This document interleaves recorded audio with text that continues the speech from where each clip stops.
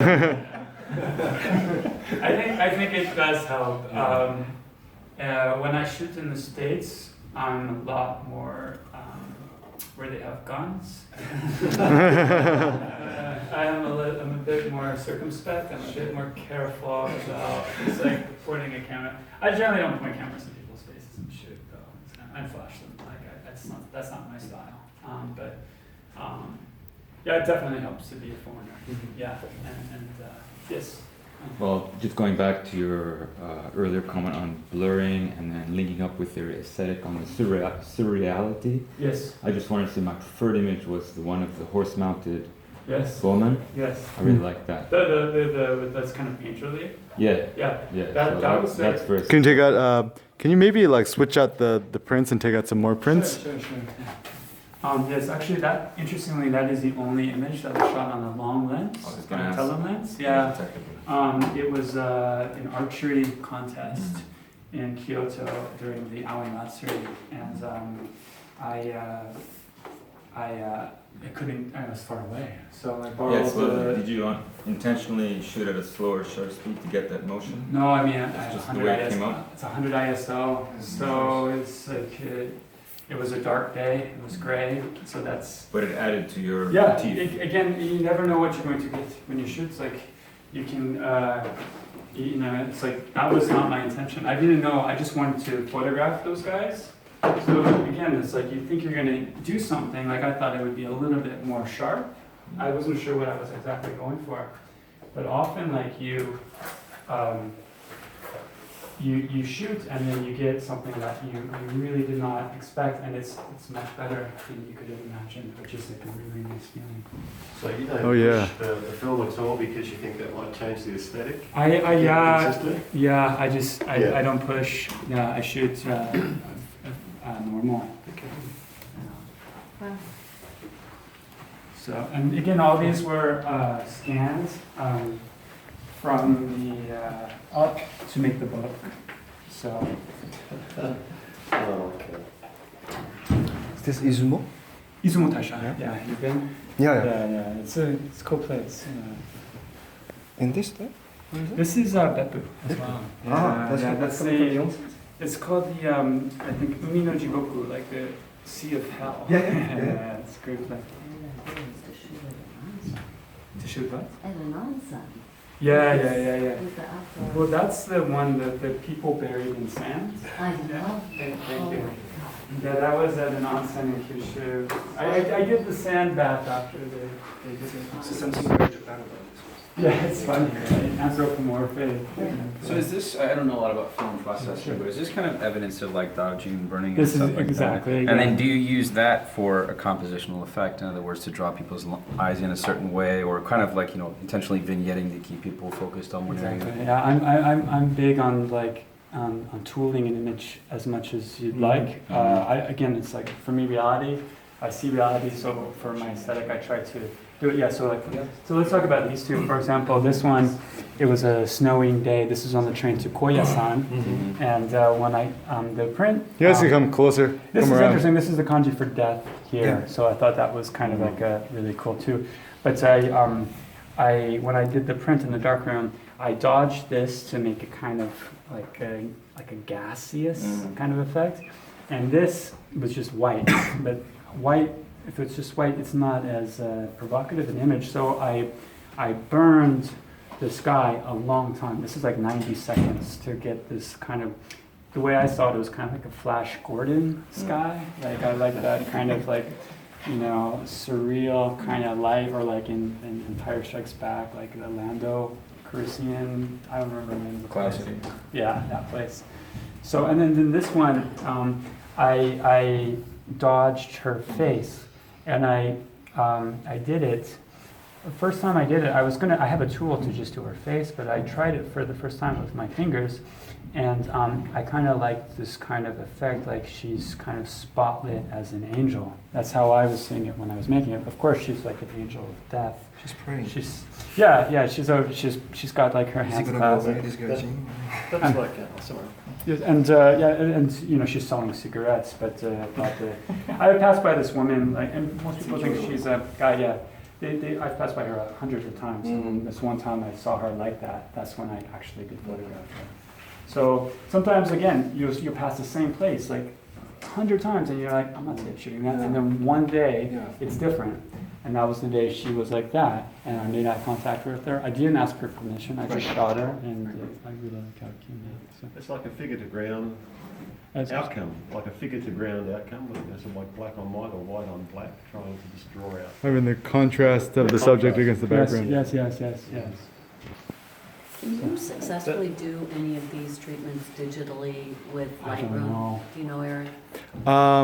Because I like... Similar, but it'll never look like this. Yeah. Because it's the analog process with the chemicals, So and bespoke. you get similar, but not exactly like this. That's why it's fun to print. Yeah, you can really go crazy. But I mean, you can do stuff in digital too that you know in Lightroom and so you should play with it if you are interested in it. I mean, this is not so much about composition as about heightening or reality, you know, or leaving reality. So, this guy, this is an interesting story. This guy here, this handsome, very talented monk. This is a Nina-ji in Kyoto. Yeah. He was playing in a spot for everybody, and the background wasn't good.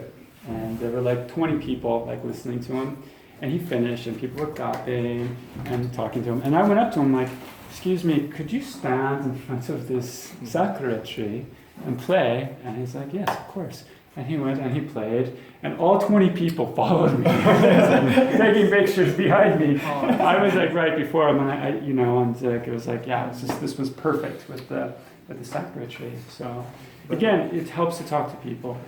Unlike many monks, he's actually good looking. Yeah, he's a really handsome monk. Yeah, so my wife said, she's like, he looks great. Yeah. So, and this one was very, very, very difficult to make as well. Can anyone tell what's happening? It's like a... It looks like a mushroom cloud as well. Yeah. This is in Hokkaido, Hakodate, which is a European-influenced town, and you can dress in costume, like of the late 19th century. So that's not her regular clothes, but she went out to pose, and when I was making the print, it came out kind of like this, kind of weird, and I thought, that's just cool. So this was dodging to create this. Again, the lesson I'm trying to impart here is not like, oh, you should dodge this or burn this or anything like that. The lesson I'm trying to convey is experiment. Like, see what your photos look like, and if they don't work like a certain way, they can work a better way if you try something like this. For example, like maybe something as simple as just cropping out like some fragment at the bottom of the picture that doesn't work, you know. I 1000% agree that the image is the most important thing, and that's just how I personally feel. And I know there's probably purists and so on about film photography and stuff. No, I shoot with the iPhone on. Yeah, but I mean, other people, I just wonder, do people ever tell you things like, for their taste, they feel that your post-processing is a little bit aggressive or anything like that? And how do you react to something People really haven't said that to me, but if they did, I'd be maybe sad they didn't like my work, or not sad, but I'd just be like, everybody has different tastes, yeah. So, but for people that like the aesthetic, I think they really like it. But yeah, it's definitely something that, not very many people are doing like this. But then this might seem like it's, again, different, but it's also just the overall idea is the same. You should experiment and do what you need to do. Experiment with composition, talk to your subjects, move them to a different place if you need to, crop if you need to. Yeah, I think it's awesome. And I think the thing that impresses me the most is that it's clear that these were all taken by the same person.